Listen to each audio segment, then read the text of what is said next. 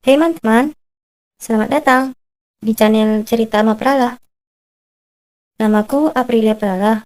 Semoga suka ya dengan pembawaan ceritaku. Yap, kemudian Ila ini sudah memulai ritualnya.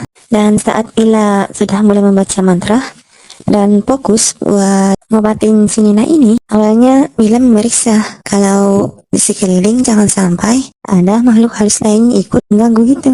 Ya, intinya dia ini minta sama penunggu setempat, maksudnya penunggu gaibnya, buat jangan ganggu ritualnya ini dan minta izin gitu. Namun setelah Mila memeriksanya, ternyata di sekitaran sini memang nggak ada penunggunya, ya kosong.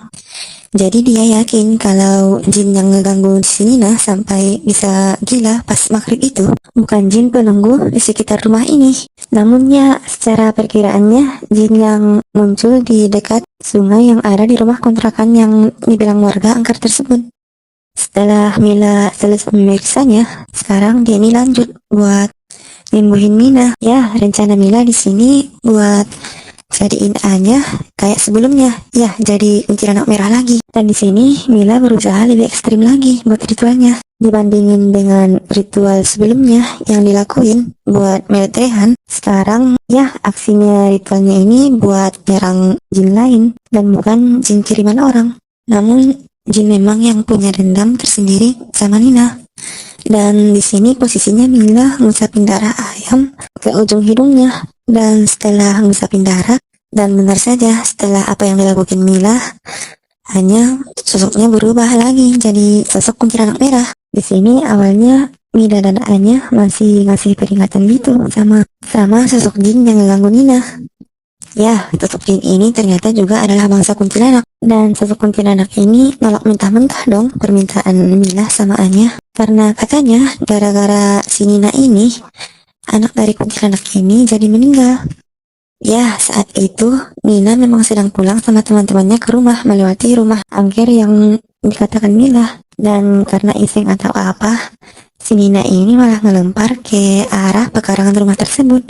Ya, dia ngelempar dengan bambu kuning. Dan katanya bambu kuning ini semacam benda yang ditakuti makhluk halus juga.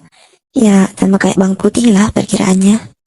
Dan saat Ila sama Anya masih berusaha buat minta maaf dan buat milih jalur damai, si kuntilanak ini juga cerita kalau dia ini juga ingin ngebunuh Anya sama Mila. Nah, kenapa kau mau bunuh kami? Kata Anya. Apa karena kami ingin menolong Nina? Hah? Tanya Anya dengan sangat jengkel. Dan kuntilanak ini menjawab, sebab 2 malam sebelumnya pas mereka tidur dan Gunduro yang nyulik Anya ini adalah suami kuntilanak itu. Ya, Gunduro tersebut tewas ditikam Mila dari belakang. Hal ini juga yang membuat kuntilanak ini malah melampiasin dendamnya sama Nina dan bikin Nina tambah gila dan brutal.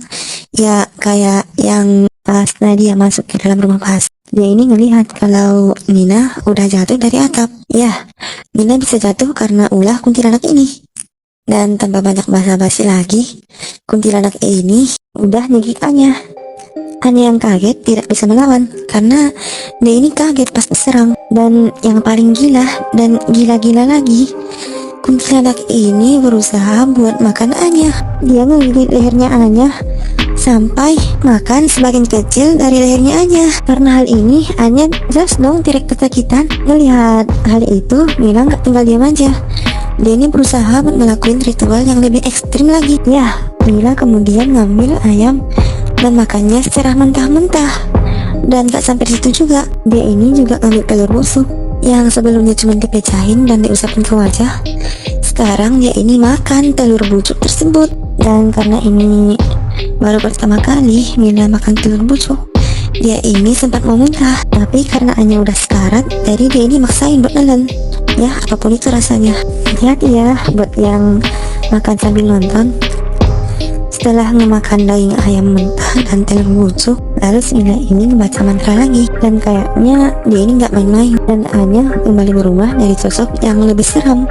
Dan karena ulah kuntilanak ini yang sudah kelewatan, ya kanibal, akhirnya Mila dan Anya berniat buat bakar habis kuntilanak ini.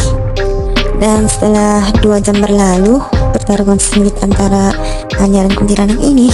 Dan dengan kenekatan Mila yang melakukan ritual lebih ekstrim, akhirnya Anya menang. Dan tanpa ampun lagi, Mila akhirnya ngebakar sosok kuntilanak yang udah ngegangguin Nina. Dan setelah semuanya selesai, si Nina kelihatan kayak orang yang kayak orang meninggal gitu, yang posisinya ini matanya ini melotot ke arah atas. Lihat hal itu, Pak Rashid dan Bu Parni panik banget. Tapi karena kata Mila semuanya jangan diganggu, dan si Mila juga jangan diganggu pas ritualnya, jadi Pak Rashid dan Bu Parni nurut aja buat diam dan cuman ngeliatin kejadian tersebut. Dan kembali sama Rehan dan Nadia yang sedang menuju ke kampung. Mereka sudah masuk ke area kampung dan kira-kira sudah sampai sekitar setengah jaman lagi lah. Namun saat Nadia sedang menikmati pemandangan di sekitar jalan, matanya tiba-tiba mencuri pandang ke arah spion mobil, karena si Nadia melihat kalau ada sosok tangan di belakang pintu jok. Dan yang awalnya sosok tangan ini aja lama-lama mulai menunjukkan dirinya. Itu Anya. Hanya di sini sudah iseng banget sama Nadia. Dia melanggar janjinya buat nggak nunjukin wujudnya sama Nadia. Dengan senangnya Anya ini ngeledek Nadia, dan sontak saja dong Nadia berteriak melihat kejadian tersebut. Apa itu? Ada orang di belakang jok mobil, kata Nadia. Melihat hal itu, Rehan sama Pak Dokter jadi bingung sendiri dong. Orang? Mungkin kamu kelelahan, say. Dengan santai untuk menenangkan Nadia. Dan kembali ke Anya dan Mila yang sudah menang menghabisi jin pengganggunya Nina. Yeay, Sweet, kita udah menang. Yeay, untung aja kamu ada, Sweet. Kalau enggak, aku udah mati tadi. Kamu emang the best lah, Sweet. Love you, Sweet, teriak Anya dengan sangat kegirangan. Iya, love you too, Sweet, kata Mila. Iya, aku juga udah ngasih Nadia pelajaran loh. Mood Mila tiba-tiba saja berubah. Yang tadinya girang jadi kesel karena Anya udah melanggar janjinya. Nggak apa-apa lah, Sweet. Sekali-sekali buat ngasih Nadia pelajaran yang so open-minded itu. Apalagi kita udah menang kan, jadi anggap aja lah perayaan kemenangan. Iya kan, Sweet? Jawab Anya lagi dengan ngelunyeh. Karena moodnya Mila sedang baik, jadi dia maafin Anya. Dan gak lama kemudian Pak Rashid dan Bu Parni datang. Pak Rashid nanya, Mila, udah selesai ritualnya? Kenapa Nina kayak orang sekarat gitu ya? Matanya melotot ke arah atas. Dan Mila di sini ngejelasin kalau Nina sebenarnya udah sembuh dan dia ini hanya pingsan aja. Karena jin pengganggunya Nina ini barusan dikeluarin secara paksa dan sangat keras dari ujung-ujung kepalanya Nina. Makanya Nina jadi pingsan dan matanya menutup ke arah atas gitu, kata Mila. Intinya bapak sama ibu tenang aja.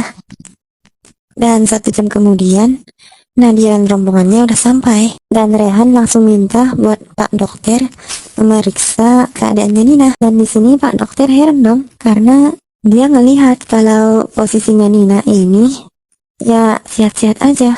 Dan Pak Dokter ngerasa kalau Nina ini jadi gila karena cuma depresi doang. Dan Pak Dokter ini sepertinya memberi obat, kayak obat antipsikotik gitu. Semacam haloperidol, kayak obat buat orang gangguan jiwa gitu. Mendengar kata Pak Dokter yang Nina ini sehat-sehat saja, ngebuat Pak Rashid dan Bu Parni senang banget dan ngelirik ke arah Mila. Dan Mila di sini ngeberi isyarat kalau semuanya memang sudah baik-baik aja dan Nina udah sehat dan sembuh dari gilanya. Asalkan Pak Rashid dan Bu Parni ini selalu ngejaga rahasia tentang Mila dan Anya sampai kapanpun. Dan gak lama kemudian Nadia bilang, tuh kan, apa aku bilang, semuanya ini pasti penyakit medis. Buktinya tuh setelah Pak Dokter nyuntikin obatnya, Nina langsung sembuh kan? Cuman 1 hari doang. Nggak ngotak dong. Dan Mila di sini posisinya cuman iyain aja apa pendapat Nadia. Oh iya, Mil, aku juga ngelihat loh tadi pas mau pulang ke sini kayak ada orang di belakang mobil. Taunya itu pasti cuma halusinasiku doang sih. kata Nadia menceritain kejadian yang dialaminya tadi pagi sama Mila. Mendengar hal itu, Anya sontak jadi marah dong, karena ya dia ini merasa nggak ada dan dihiraukan gitu. Padahal dia udah nunjukin diri di belakang mobil.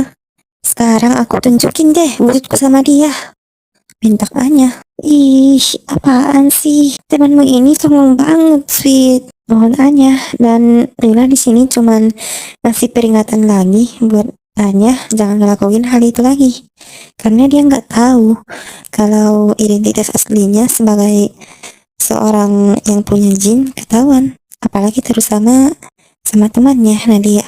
Aku bilang jangan ya Sweet, oke? Dan kemudian Anya terdiam. Oke, sampai sini dulu ya, teman-teman. Silakan subscribe ya kalau kalian suka dan senang dengan konten seperti ini. Oke, sampai jumpa. Bye.